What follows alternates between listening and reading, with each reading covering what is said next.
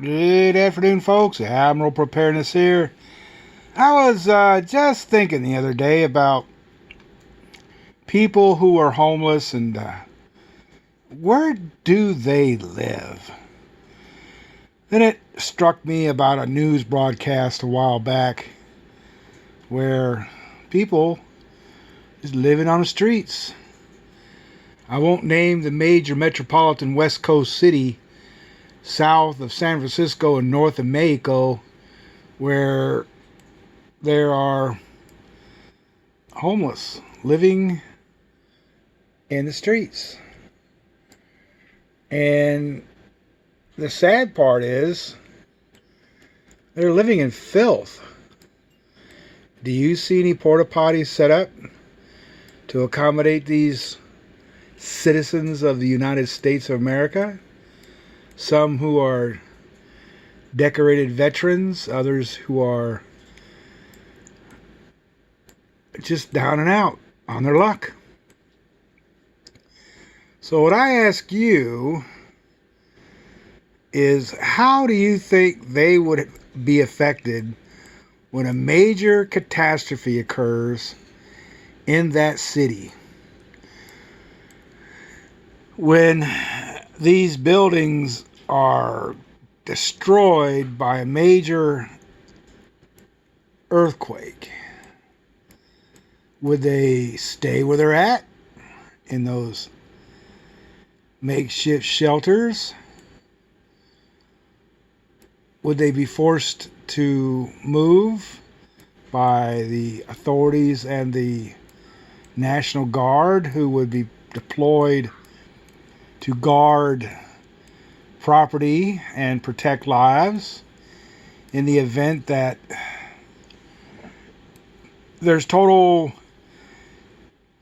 destruction, folks? Now, what irritates me the most is the city that this is happening in is turning a blind eye to this problem. And now their local law enforcement foot cops or beat cops are now becoming infected by this. Oh, looky there. I think I found a porta potty. This is totally unbelievable that in the richest country on the planet, you could find people living under tarpaulins on city sidewalks. Enough money's pissed away in the government of this specific city that these streets should be paved in gold. Now, I don't know about you, but anytime I come upon a homeless person that has a sign that says, "Will work for food," and they got one leg, you got to think, what's broken in our society when it comes down to state and city management? Because you can't keep having this happen and nobody's, it's like, if it's not in my backyard, I don't care. Now, this is a major metropolitan city where people have set up camp on the city streets. They got to go to the bathroom. Look at this. They have to eat. Their food can't be kept cool because nobody's got electricity. I don't see a solar panel one. I found this is almost as if they're walking up to the state and stealing money. These folks aren't getting a dime of that city money that somebody's getting fat, dumb, and happy and rich on. I cannot believe that this city, which will remain unnamed, can allow this to happen to citizens of the United States. And the worst part of it is some of these folks are mentally ill and are veterans.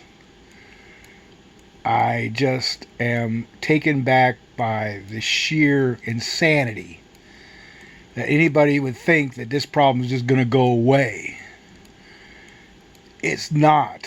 It's never going to go away unless you address it. I wonder how many of these buildings here are empty, not bringing in any money, and yet the city won't come in and say, you know what, we'll pay the rent for a year, we'll renovate them, we'll put these people in these buildings, we'll start cycling them through and finding out what the world is wrong with them, and try to fix the problem.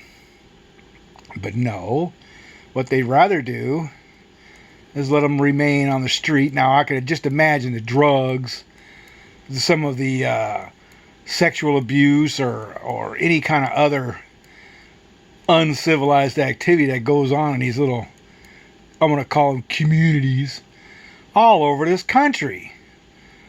Can you believe that, folks? That is just disturbing amongst all disturbance that can happen on this planet Earth.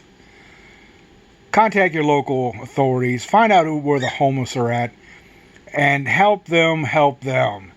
If you've got to get involved with an organization like the Soup Kitchen or the Meals on Wheels or the VFW or the Shriners or the FEMA or Red Cross, reach out and ask them, how can I help? Because obviously our city planners, our administrators, our city people who live in these communities, which I could bet you $1,000 most of them don't live anywhere near where this is going on and haven't been down there to see it.